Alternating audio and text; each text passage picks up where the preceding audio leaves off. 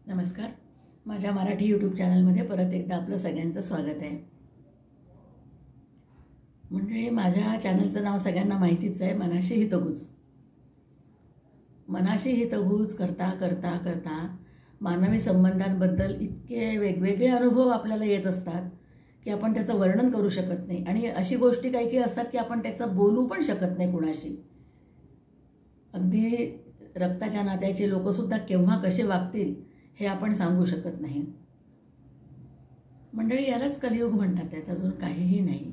पूर्वी शेजाऱ्यांना सुद्धा आपले सगळे सोयरे म्हणायचे आणि कितीतरी लोक म्हणजे आमंत्रित नाही केले तरी सुद्धा आपणहून आपल्या हक्काने येऊन मदत करून एखादं कार्य उभं करायचे आणि म्हणायचे तुम्ही काही घाबरू नका, आम्ही आहे तुमच्यासोबत.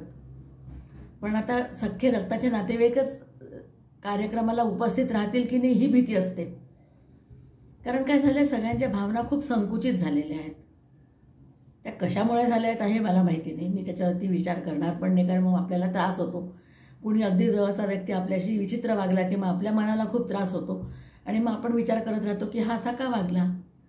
पण मग त्यामध्ये आपलं जर वागणं 100% स्वच्छ असेल तर मग आपल्याला त्याचा पश्चाताप होत नाही की नाही त्याचं जाऊ दे, आपण तर बरोबर वागलोय ना, आपण आपल्याकडनं 100% प्रयत्न दिले. आता त्याच्यावर त्यांनी काय प्रतिक्रिया द्यायची हा त्याचा प्रश्न आहे. पण कुणीही, माझं म्हणणं असं आहे की कुणीही कसंही वागायचं असेल तरी समाजात राहताना समाजाचं ऋण, पितृऋण, मातृऋण हे सगळे ऋण लक्षात ठेवूनच आपला संसार सांभाळला पाहिजे. प्रत्येक गोष्टीला पैसा लागतो असं नसतं काही.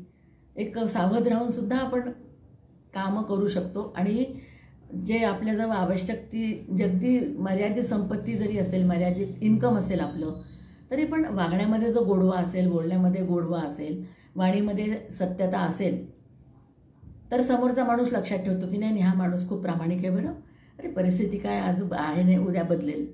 पण माणूस सच्चा आहे म्हटलं की तो त्याला 10 लोक त्याला येऊन मदत करतात.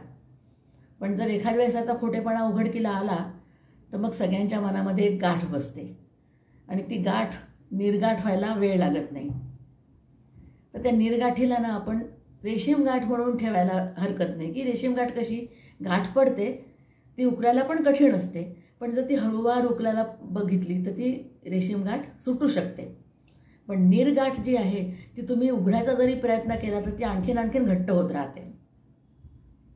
म्हणूनच निर्गाठीला लोक घाबरतात आणि हे बघ काहीतरी गाठ बांधताना निर्गाठ नको पडू देऊ, सावकाश बांध असं म्हणायचे. आजकाल गाठी वगैरे तर बांधणं प्रकार गेलाच आहे, कारण नाडे राहिले नाही, इलास्टिक झालेलं आहे. पण माणसाच्या मनाचं इलास्टिसिटी कमी झाली आहे, त्याच्यात हार्डनेस वाढलेला आहे. तो हार्डनेस कसा कमी करता येईल ह्याच्यावर आपण थोडा विचार करायला पाहिजे. पण ह्यामध्ये कोण किती बोलेल आपण काही सांगू शकत नाही. त्यामुळे आपल्याला कितीही म्हणा तुम्ही हे काम